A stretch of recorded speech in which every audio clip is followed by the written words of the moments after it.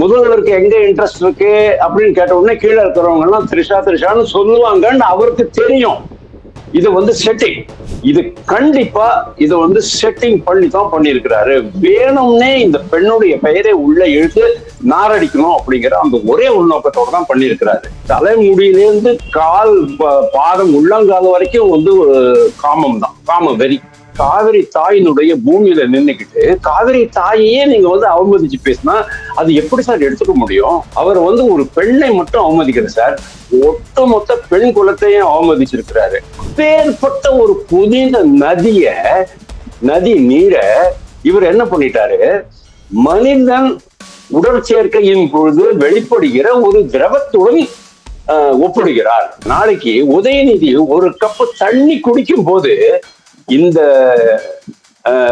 இந்த பேச்சு அவருக்கு ஞாபகம் வரணும். மு.க. ஸ்டாலின் அவரை கண்டிச்சிருக்கணும், அவங்க அம்மா அவரை கண்டிச்சிருக்கணும், பொண்டாட்டி கண்டிச்சிருக்கணும் சார்.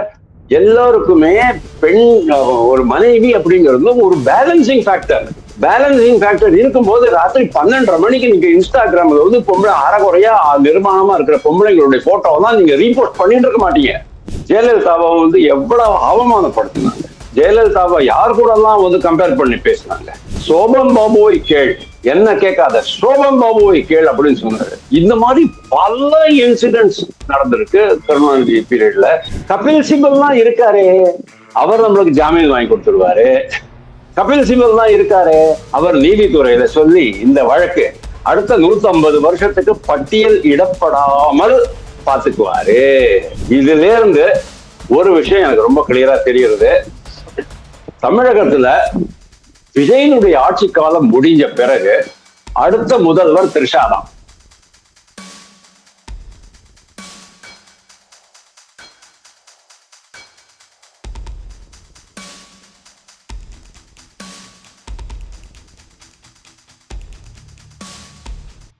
வணக்கம் தென்னவன் மீடியா நண்பர்களே. இன்று ஒரு பரபரப்பான செய்தி. திரு உதயநிதி, எதிர்கட்சி தலைவர் திரு உதயநிதியை காவிரி குறித்து அவர் பேசின போது வேற சில பேச்சுக்களும் அவர்கிட்ட வந்ததாக சொல்லி தவேக அரசு கைது பண்ணிருக்கு. சார், இது நீங்க எப்படி பாக்குறீங்க சார்? வணக்கம் வாசுதேவன் சார். வணக்கம். இது நேற்றுக்கு நான் லைவ்ல கேட்கும் போது பயங்கரமா ஷாக் ஆகி போயிட்டேன். என்னடா ஒரு தலைவர் இந்த மாதிரி பேசுறாரு, ஒரு இளம் தலைவர், ஒரு இளைய சமுதாயத்திற்கு, நாட்டிற்கே ஒரு வழிகாட்டியாக இருக்க வேண்டிய ஒரு தலைவர் இந்த மாதிரி பேசுறாரு. ரொம்ப அருவருப்பா இருந்தது எனக்கு இது கேட்கறதுக்கு. அதாவது நண்பர்களுக்கு நடுவுல இதெல்லாம் பேசிக்குவோம், அது வேற விஷயம். ஆனா நீங்க எங்க இருக்கீங்க? விவசாயிகளுடைய பூமியில இருக்கீங்க.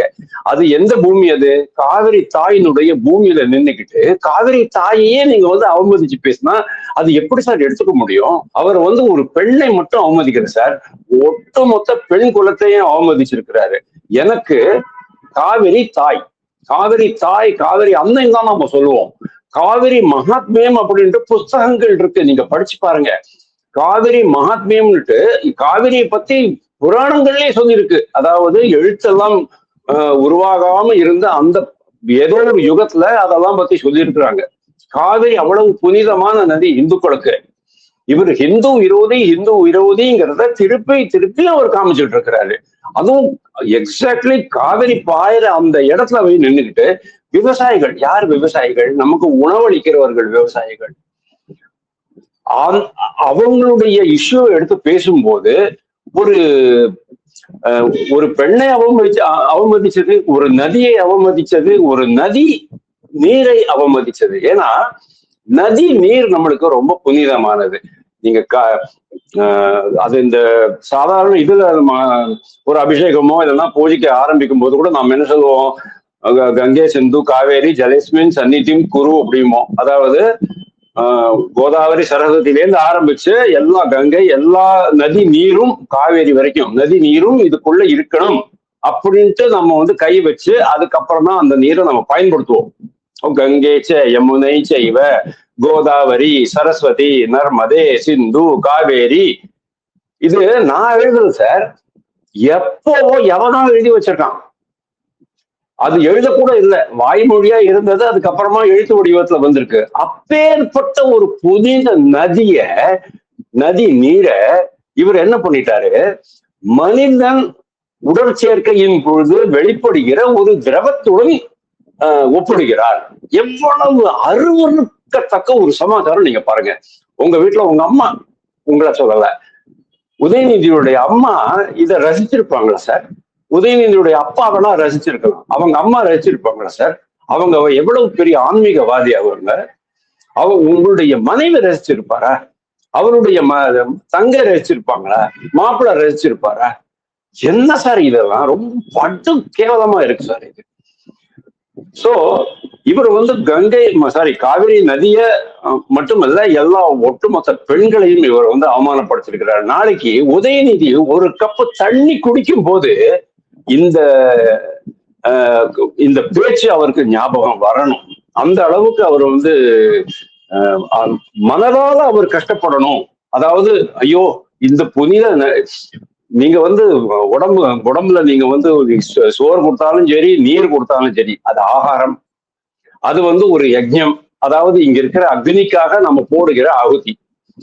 அந்த அளவுக்கு புனிதமான ஒரு சமாச்சாரத்தை நீங்க இவ்வளவு கொச்சைப்படுத்தி எப்படி சார் பேச முடியும்? கீழே நிக்கிறவங்க வேணும், இதெல்லாம் ஒரு செட்டிங். நான் சொல்றேன் உங்களுக்கு, இதெல்லாம் ஃபுல் செட்டிங். முதல்வருக்கெல்லாம் இதெல்லாம் இன்ட்ரெஸ்டே கிடையாது. ஜூன் மாசம் 9 டிஎம்சி வரணும், ஜூலை மாசம் 36 டிஎம்சி வரணும். இது வரைக்கும் மொத்தமா 45 டிஎம்சி வந்திருக்கணும். எவ்வளவு தண்ணி வந்துச்சு யாருக்கும் தெரியாது. சரி, முதல்வருக்கு இதெல்லாம் இன்ட்ரெஸ்ட் இருக்கா? கிடையாது. முதல்வருக்கு எங்க இன்ட்ரெஸ்ட் இருக்கு அப்படின்னு கேட்ட உடனே கீழே இருக்கிறவங்க எல்லாம் திரிஷான்னு சொல்லுவாங்கன்னு அவருக்கு தெரியும். இது செட்டிங். உடனே அவர் என்ன பண்றாரு, இத சொல்லிவிட்டு நான் காவிரியை பத்தி சொன்னேன் அப்படிங்கிறாரு. அப்போ இது உங்களுக்கு அந்த அந்த அந்த அமைப்புல எப்படி அவர் பேசுறாரு, எப்படி பாஸ் கொடுக்குறாரு, எப்படி வார்த்தை பிரயோகம். ஏன்னா இன்ஸ்டன்ட்லி நீங்க அதை பண்றீங்கன்னு சொன்னேன்னா அது அவ்வளவு இன்ஸ்டன்டா வர சான்ஸ் இல்லை. அதாவது பொன்முடி மாதிரி ஆளுங்களுக்கெல்லாம் தலைமுடியிலேருந்து கால் பாதம் உள்ளங்கால வரைக்கும் காமம் தான், காம வெறி. அதனால அவர் சொல்ல முடியும். இவர் அப்படி சொல்றாரு அப்படின்னு சொன்னா கண்டிப்பா இவருக்கு அந்த அளவுக்கு எக்ஸ்டம்போர் பேச்சு கிடையாது சார். உதயநிதியை பொறுத்த வரைக்கும் எக்ஸ்டம்போரா இந்த மாதிரி எல்லாம் பேச முடியாது. ஏன்னா அது கபில் சிபல் இதுல ஆர்கியூ பண்ற மாதிரியோ, இல்லைன்னா இவர் இப்போ அரசு வக்கீல் ஆர்கியூ பண்றாரு பாருங்க உச்ச நீதிமன்றத்துல தேர்தல் ஆணையர்கள் விஷயத்துல, அந்த மாதிரி எல்லாம் இவரால் ஆர்கியூ பண்ண முடியாது. அந்த மாதிரி இன்ஸ்டன்டா ரிட்டார்ட் கொடுக்க முடியாது சார். இது கண்டிப்பா இது செட்டிங் பண்ணி தான் பண்ணியிருக்கிறாரு. வேணும்னே இந்த பெண்ணுடைய பெயரை உள்ள இழுத்து நாரடிக்கணும் அப்படிங்கிற அந்த ஒரே உள்நோக்கத்தோட தான் பண்ணியிருக்கிறாரு. அதனால இது ரொம்ப வன்மையாக கண்டிக்கத்தக்கது. இது அந்த ஃபேமிலி இதுலயே இருக்குது. உங்களுக்கு நீங்க பாருங்க, எடப்பாடி பழனிசாமி சசிகலாவுடைய பொதுச் செயலாளராக பதவியேற்ற பிறகு அவர் சசிகலாவுடைய காலில் விடுறாங்க. சசிகலா யாரா வேணா இருக்கட்டும், அவங்க ஒரு அம்மா, ஒரு பெண். ஆனா இவர் காலில் விழுந்ததை எவ்வளவு அசிங்கமா ஆபாசமா கொச்சையா பேசினார் அப்படிங்கிறது நீங்க பாருங்க. என்னால அதை தாங்கவே முடியல. அன்னைக்கே முக ஸ்டாலின் நீங்க நினைக்கிறீங்களா? எது அப்பயே அவரை கைது பண்ணப்பட்டிருக்கணும் அப்படின்னு சொல்ல வரீங்களா? அப்பவே எடப்பாடி பழனிசாமி அவரை கைது பண்ணியிருக்கலாம் சந்தேகமே கிடையாது. ஆனா அதுக்கு நான் அப்புறமா வரேன். ஏன் இப்போ கைது பண்ணிருக்காங்க இல்லையா, இதனுடைய எஃபெக்ட் என்னங்கிறத நீங்க கேளுங்க, நான் அப்புறமா சொல்றேன். சோ அன்னைக்கே முக ஸ்டாலின் அவரை கண்டிச்சிருக்கணும், அவங்க அம்மா அவரை கண்டிச்சிருக்கணும், பொண்டாட்டி கண்டிச்சிருக்கணும் சார். எல்லாருக்குமே பெண் ஒரு மனைவி அப்படிங்கிறது ஒரு பேலன்சிங் ஃபேக்டர். பேலன்சிங் ஃபேக்டர் இருக்கும்போது ராத்திரி 12:30 மணிக்கு நீங்க இன்ஸ்டாகிராம்ல பொம்பளை அறகுறையா நிர்மாணமா இருக்கிற பொம்பளைங்களுடைய போட்டோ தான் நீங்க ரீபோஸ்ட் பண்ணிட்டு இருக்க மாட்டீங்க. அப்போ உங்களுடைய பேலன்ஸ் எங்க போச்சு? உங்களுடைய ஸ்பிரிச்சுவாலிட்டி எங்க போச்சு? அதைத்தான் நான் கேட்கிறேன். சோ அன்னைக்கு இவங்க கண்டிச்சிருக்கணும். பெண்டாட்டி கண்டிக்கல, மனைவி கண்டிக்கல, அம்மா கண்டிக்கல, அப்பா கண்டிக்கல. இப்போ பாருங்க, இன்னும் கூட அவங்க இன்னைக்கு கைது செய்யறதுக்கு வராங்க. இவங்க எல்லாம் வாக்குவாதம் பண்ணிக்கிட்டு இருக்கிறாங்க. என்டையர் அட்வொகேட் டீம் அங்க உட்கார்ந்து இருக்குது, போலீஸ் கூட வாக்குவாதம் பண்ணிட்டு இருக்கிறாங்க. தைரியமா போக வேண்டியதானே? உங்க தாத்தா அரெஸ்ட் பண்ண போது 2004 அரெஸ்ட் பண்ண போது ஐயோ கொள்றாங்க, ஐயோ கொள்றாங்கன்னு கத்தினாரு. லுங்கி கட்டிக்கிட்டு இருந்தாரு, லுங்கிய ஒரு ஷர்ட்டையும் போட்டுட்டு இருந்தாரு. அது ஒரு அர்த்த ராத்திரியில வேற. அப்போ அதே மாதிரிதான் இவரும், இது ரொம்ப வேடிக்கையா இருக்கு அப்படின்னு சொல்லிட்டு இருக்காரு. நான் அவர் தைரியமா கைது கைதை ஒத்துக்கிறார் அப்படின்னு நான் எடுக்கல. ஏன்னா அவருக்கு உள்ளுக்குள்ள கொஞ்சம் அவர் அந்த மாதிரி பேசவே இல்ல. கட் அண்ட் பேஸ்ட் பண்ணி வந்து ஒட்டிட்டு நான் பேசாதேன்னு கட் அண்ட் பேஸ்ட்ங்கிற பிசினஸே கிடையாதாங்க. எல்லா சேனல்ஸும் நான் லைவ்ல கேட்டேன் சார், என்ன சார் பேசுறீங்க நீங்க? லைவ்ல எங்க சார் கட் அண்ட் பேஸ்ட் பண்ண முடியும்? லைவ்ல நான் போட்டிருக்கான். அவங்க கிட்டத்தட்ட 2.5-3 மணி நேரம் அந்த ஷோ நடந்துட்டு இருக்கு. அந்த வீடியோ போய்கிட்டே இருக்குது ஆரம்பத்துல இருந்தே. அதாவது எப்படி இவங்கலாம் இப்பெல்லாம் வந்து ஒரு விஜய் ஒரு இடத்துக்கு போதான்னு சொன்னா காலையில 7 மணிக்கே வீடியோ போட ஆரம்பிச்சிருவாங்க, அது மாதிரி பில்டப் பண்றதுக்கு. அதே மாதிரிதான் அந்த வீடியோ. அதெல்லாம் கட் அண்ட் பேஸ்டே கிடையாது. ஆனா ஒண்ணு நான் சொன்ன மாதிரி இது வந்து ஆஃப் த கஃப் ரிமார்க் கிடையாது. திட்டமிட்டு காவிரி தாயையும் த்ரிஷாவையும் அவமதிக்கும் ஒரு செயல், காவிரி நீரையும் மனித உறவுகளையும் அவமதிக்கும் ஒரு செயல் அப்படின்னு நான் பாக்குறேன். இவரு உதயநிதியோட சரித்திரத்தை விட்டுடுங்க, நீங்க அவருடைய தாத்தாவோட சரித்திரத்தை பார்ப்போம். இதை பத்தி இன்னும் கொஞ்சம் ஜாஸ்தி கூட நம்ம பேச முடியும். ஏன்னா அந்த காலத்திலேயே கருணாநிதி எவ்வளவோ கொச்சையாக பேச முயற்சி பண்ணியிருக்கிறாரு, பேசியிருக்கிறாரு. இந்திரா காந்தி மதுரையில வராங்க 1976 நினைக்கிறேன். மதுரையில வராங்க. டிஎம்கேனோட கவர்மெண்ட் டிஸ்மிஸ் பண்ணியாச்சு. மதுரையில வராங்க. டிஎம்கே காரங்கன்னா கதை விட்டு அடிக்கிறாங்க. அவங்களோட தலையில ரத்தம் வருது. ஐயா இந்திரா காந்தி ரத்தம் வந்துருச்சு அப்படின்னு கேட்டதுக்கு இவர் என்ன சொல்றாரு, அது என்ன மாதவிடாய் ரத்தமா அப்படின்னு கேட்கிறாரு.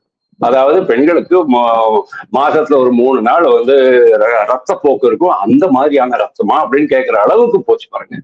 அனந்த நாயகின்ட்டு ஒரு காங்கிரஸ் எம்எல்ஏ அவங்க சட்டசபையில எந்திரிச்சு நின்று கேட்கறாங்க, இது எங்கே இருக்கு அப்படின்னுட்டு.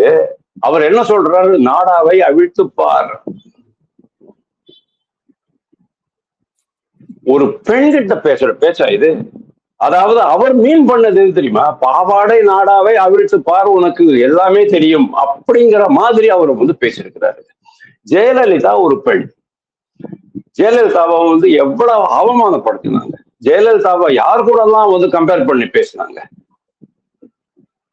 ஒரு இடத்துல கருணாநிதி வந்து சட்டசபையில சொல்லுவாரு, சோபன் பாபுவை கேள், என்ன கேட்காத, சோபன் பாபுவை கேள் அப்படின்னு சொன்னாரு. இந்த மாதிரி பல இன்சிடென்ட்ஸ் நடந்திருக்கு கருணாநிதி பீரியட்ல. அவருடைய தந்தையை பத்தி சொல்லணும்னு சொன்னா, எங்க வந்து காம்பவுண்ட் ஏறி குதிச்சாரு, எந்த போலீஸ்காரருடைய மகள் எந்த விடுதியில தங்கி இருந்தா, ஸ்டெல்லா மேரிஸ் எங்க இருக்கு, இதெல்லாம் நான் உங்களுக்கு சொல்ல அவசியம் கிடையாது. எப்படி மவுண்ட் ரோட்ல சேஸ் பண்ணாங்க அப்படிங்கறதெல்லாம் நான் வந்து எல்லாம் அவன் பேச ஆரம்பிச்சிட்டான் சார். இன்னைக்கு இந்த மாதிரி தெரியாத விஷயங்கள், புரியாத நிறைய மர்மமான விஷயங்கள், அதாவது அந்த காலத்துல எனக்கு தெரிஞ்ச விஷயங்கள் சொல்றேன். எனக்கு 71 வயசாச்சு. எனக்கு வந்து நான் அதெல்லாம் அந்த காலத்துல நான் இருந்திருக்கேன், நான் வந்து பார்த்திருக்கேன், நான் வந்து என்னுடைய மைண்ட்ல ரெக்கார்ட் பண்ணிட்டு இருக்கேன். இதெல்லாம் என்னோடயே போயிருக்க வேண்டிய இன்னைக்கு சமாச்சாரங்கள்லாம் உங்களை மாதிரி இளைஞர்களுக்கு, உங்களை விட சின்ன வயசு பசங்களுக்கெல்லாம் இன்னைக்கு தெரிய ஆரம்பிச்சது காரணம் உதயநிதினால ஒரு மிகப்பெரிய இது என்னடா அப்படின்னு சொன்னா இதுதான். அதாவது டிஎம்கேனுடைய பண்டைய கால வரலாறு எல்லாம் இன்னைக்கு வந்து வெளியில அவுத்து விட்டுட்டு இருக்கிறாங்க. Yes sir. சார், அவர் இவ்வளவு நடந்து நம்ம கைது பண்ணப்பட்ட போது கூட அவர் கொஞ்சம் ரிலாக்ஸ்டா இருக்கிற மாதிரி இருக்கே சார். ஏன்னா அவர் தாத்தா கருணாநிதி கூட ரொம்ப டென்ஷன் ஆயிட்டாரு. அவங்க மாறன்லாம் வந்து உடனே வந்து அவரை ப்ரொடெக்ட் பண்ணி பண்ணாங்க. இவருக்கு வந்து கொஞ்சம் கூட டென்ஷனே இல்லையே. இவர் வந்து உள்ள போயிட்டு வந்து இருக்கிறதுக்கு ரொம்ப தயாரா இருக்காரா? இங்க பாருங்க, அந்த காலத்துல கபில் சிபல் இருக்கல, இன்னைக்கு கபில் சிபல் இருக்காரு. கபில் சிபல்லாம் இருக்காரு, அவர் நம்மளுக்கு ஜாமீன் வாங்கி கொடுத்துருவாரு. கபில் சிபல் தான் இருக்காரு, அவர் நீதித்துறையில சொல்லி இந்த வழக்கு அடுத்த 150 வருஷத்துக்கு பட்டியல் இடப்படாமல் பாத்துக்குவாரு. அப்படி இருக்கும்போது உங்களுக்கு என்ன கவலை? யார் என்ன வேணாலும் பண்ண முடியும். எந்த குற்றம் யார் செய்தாலும் கபில் சிபல், அபிஷேக் மனு சிங்வி இருக்கிற வரைக்கும் உச்ச நீதிமன்றத்திலே ஆகட்டும், இல்ல இங்க உயர் நீதிமன்றத்திலே ஆகட்டும், எந்த வழக்கும் யார் மேலேயும் ஒண்ணும் செய்யாது. எந்த குற்றவாளியும் தண்டிக்கப்பட மாட்டார். குற்றவாளி என்று அறிவிக்க கூடப்பட மாட்டார். அந்த தைரியம் தான், வேற ஒண்ணும் கிடையாது.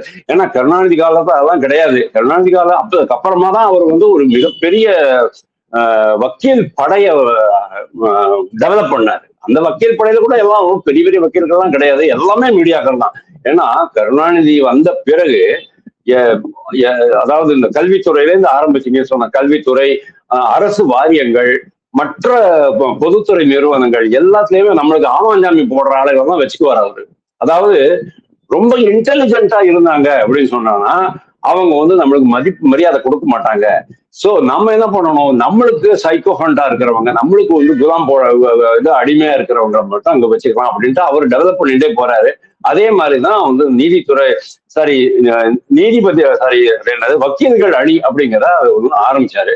சோ அவருடைய தந்தை அவருடைய தாத்தா அப்படி இருந்தாருன்னு சொன்னா அதுக்கு காரணம். ஆனா இன்னைக்கு நீங்க சொல்ற மாதிரி இவர் வந்து ரொம்ப தைரியமா இருக்கார் அப்படின்னு நான் நினைக்கல. ஏன்னா பேசிக்கலி நீங்க பாருங்க, எந்த ஒரு மனுஷனுக்கும் ஒரு ஜெயிலுக்குள்ள போகணும் அப்படிங்கும் போது கொஞ்சம் மனசு ஆடத்தான் செய்யும். ஜெயில நீங்க போயாச்சு, அதுக்கப்புறமா வந்து செக்யூர்டா ஒரு ரூம்ல இருக்கிறீங்க அப்படிங்கும் போது ஆட்டோமேட்டிக்கலி உங்களுடைய சைக்கலாஜிக்கல் இது இருக்கு இல்லையா, பேலன்ஸ் இருக்கு இல்லையா, அது பயங்கரமா அடிபட்டு போயிடும்.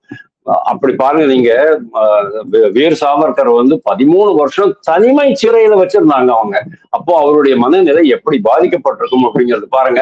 இதுக்காக எல்லாம் வந்து இவர் ஒன்னும் ஆயிட போறது இல்லை. இப்ப கூட தான் அந்த விளாத்திக்குளம் எம்எல்ஏ அவருடைய பேர் மறந்துட்டேன், மணிகண்டன் மார்க்கண்டேயன் பேச மாட்டேன் அப்படின்னு சொல்லிட்டு இப்ப வந்து அவர் சொல்லிட்டாரு. ஆனா நம்ம இவர் சொல்ல மாட்டாரு, உதயநிதி சொல்ல மாட்டாரு. காரணம் என்ன அப்படின்னு கேட்டா, இது வந்து கருணாநிதியுடைய ரத்தம் பாய்கிற உடம்பு, நான் யாருக்கும் தலை வணங்க மாட்டேன் அப்படின்னு சொல்லுவாரு. இதுல இருந்து ஒரு விஷயம் எனக்கு ரொம்ப கிளியரா தெரிகிறது. தமிழகத்துல விஜயனுடைய ஆட்சி காலம் முடிஞ்ச பிறகு அடுத்த முதல்வர் த்ரிஷா தான். இன்னொரு பிராமண பெண்மணி.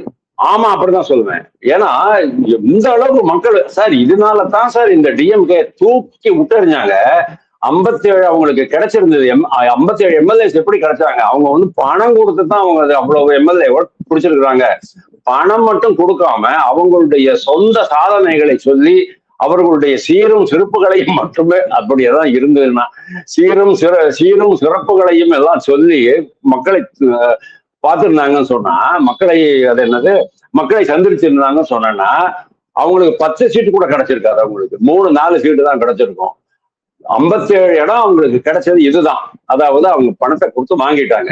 சரி, ஜென்சி இதெல்லாம் பார்த்துக்கிட்டு இருக்காங்க. அதாவது பொது வெளியில நீங்க இருக்கும்போது ஒரு அளவுக்கு தான் வந்து நம்ம லூஸா இருக்க முடியும். மற்றபடி எல்லா இடத்துலயுமே டைட்டா நம்ம அந்த என்ன சிச்சுவேஷன், இவர் என்ன பண்ணிருக்கணும் அந்த இடத்துல, நம்ம என்ன எதிர்பார்ப்போம்? இஸ்லாமியர்களுடைய திருமணத்துல போயிட்டு இவர் வந்து மு.க. ஸ்டாலின் இந்து திருமண முறைகளை பத்தி கொச்சையா அசிங்கமா கேவலமா பேசுறாரு. அங்க இருக்கிற இஸ்லாமியர்களுக்கு புத்தி வேண்டாமா சார்? சார், நீங்க இங்க வந்திருக்கிறீங்க, எங்களுடைய தம்பதிகளை நீங்க வந்து ஆசீர்வாதம் பண்ணுங்க, கிளம்புங்கன்னு சொல்லியிருக்கணுமா வேண்டாமா? நீங்க என்னத்துக்கு அவனை பத்தி இவனையும் பத்தி எல்லாம் வந்து இங்க இது பண்ணிட்டு இருக்கிறீங்க, கேவலப்படுத்திக்கிட்டு இருக்கிறீங்க? திஸ் இஸ் நாட் குட் பிஹேவியர்னு அவங்க சொல்லியிருக்கணும். ஆனா அந்த இஸ்லாமியர்கள் அதை ரசித்தார்கள். ஏன்னா அந்த கும்பல்ல இருக்கிற அந்த இஸ்லாமியர்களுடைய தரம் அவ்வளவுதான் இருந்துச்சு. இங்க விவசாயிகள் கிடையாது. ஏன்னா எந்த ஒரு விவசாயியும் காவிரி அன்னையை, காவிரி நீரை இன்னொரு பொருளுடன் ஒப்பிடுவதற்கு ஒப்புக்கொள்ள மாட்டான்.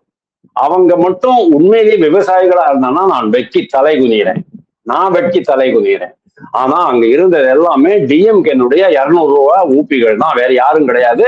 இவர் வந்து நான் அப்படி கேட்பேன், நீங்க வந்து த்ரிஷான்னு சொல்லுங்க, அப்புறம் நான் வந்து அதை வேற மாதிரி மாத்திக்கிறேன் அப்படின்ட்டு இவர் வந்து பிளான் பண்ணிருந்தான். ஏன்னா இதெல்லாம் வந்து அவருக்கு வந்து அந்த டிஃபர் டேட்டோ இல்லைன்னா அந்த எக்ஸ்டெம்போரா ரிட்டார்ட் கொடுக்கக்கூடிய, நேச்சுரல் ரிட்டார்ட் கொடுக்கக்கூடிய அந்த சேம் ஸ்பீடு, அந்த ஃப்ளோரியா ரிட்டார்ட் கொடுக்கக்கூடிய அந்த கெப்பாசிட்டி தான் கிடையாது.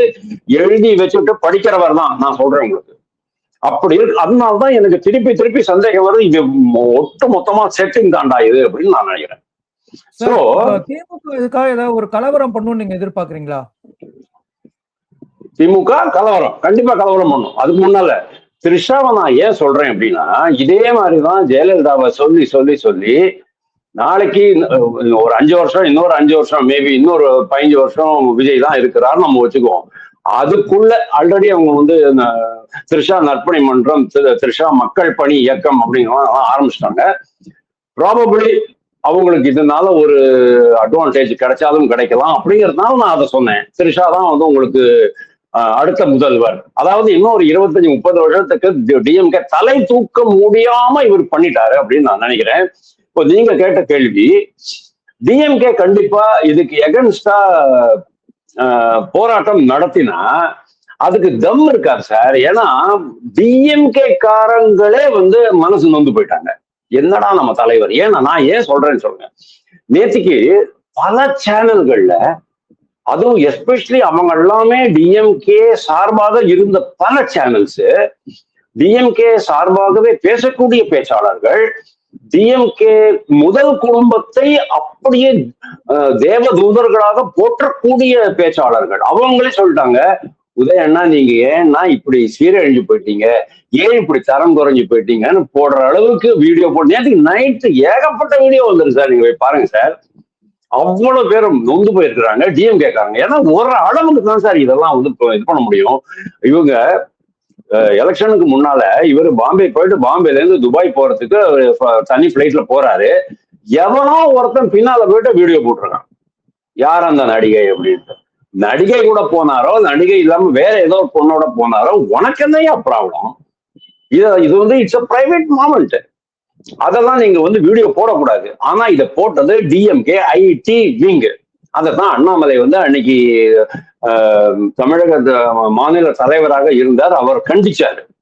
இது வந்து ரொம்ப தப்பு, இது வந்து வயலேஷன் ஆஃப் பிரைவசி, இது வந்து தரக்குறைவான அரசியல் அப்படின்ட்டு அவர் சொன்னாரு. இன்னைக்கு வரைக்கும் டிஎம்கே அதைத்தான் பண்ணிக்கிட்டு இருக்கு. இதையே தான் இன்னும் பண்ணும். இது ஏன்னா உதயநிதி வந்து திருந்தக்கூடிய ஆள் கிடையாது. அவங்க அம்மா எவ்வளவுதான் கோவிலுக்கு போனாலும் பூர்வஜன் பாவம் அதெல்லாம் இருக்கு. அதாவது பிராரப்த கர்மம் அதெல்லாம் நம்ம சொல்லுவோம் பாத்தீங்களா, அதெல்லாம் சேர்ந்து ஒட்டு மொத்தமா இந்த குடும்பத்தை ஆட்டிக்கிட்டு இருக்கு அப்படிங்கிறத நான் பாக்குறேன். சரி, நாளைக்கு கைது பண்ணிட்டாங்க. கைது பண்ணினாலும் உங்களுக்கு கபில் சிபல் இருக்கிறாரு, நீதித்துறை இருக்கு. கபில் சிபல் எல்லாம் ஒண்ணும் இல்லை, நீதித்துறை இருக்கு. யஷ்வந்த் வர்மா மாதிரியான இன்னும் எவ்வளவு பேர் இருக்காங்களோ. ஒரு யஷ்வந்த் வர்மா வீட்டுலதான் நம்ம 26 கோடி பார்த்தோம், 13 கோடி எரிஞ்சு போச்சு. அந்த 13 கோடி எங்க இருக்குன்னு தெரியல, யார் எடுத்து அள்ளிட்டு போனாங்க அப்படிங்கிறது தெரியல. எல்லாமே சீஃப் ஜஸ்டிஸ் ஆஃப் இந்தியாவுடைய கண் பார்வையில நடந்திருக்கு. அப்போ அவரை மாதிரி எவ்வளவு பேர் இருந்தாங்க. அந்த 26 கோடி ரூபாய் யாருடையது, யார் யாருக்கெல்லாம் எவ்வளவு, அந்த லிஸ்ட் கொடுக்கணும் இல்ல, பேப்பர்ல லிஸ்ட் எழுதி கொடுக்கணுமா வேண்டாமா? ஒண்ணுமே கிடையாது, அவர் மேல ஆக்ஷனும் கிடையாது. அந்த மாதிரி ஒரு நீதித்துறை இருக்கும்போது உதயநிதி யாருக்குமே பயப்பட அவசியம் இல்லை. தேங்க்யூ. நன்றி சார். இவ்வளவு நேரம் நீங்க வந்து இந்த ஒரு முக்கியமான செய்தியை கொடுத்து உங்களுடைய கருத்துக்களை பகிர்ந்ததுக்கு மிக்க நன்றி.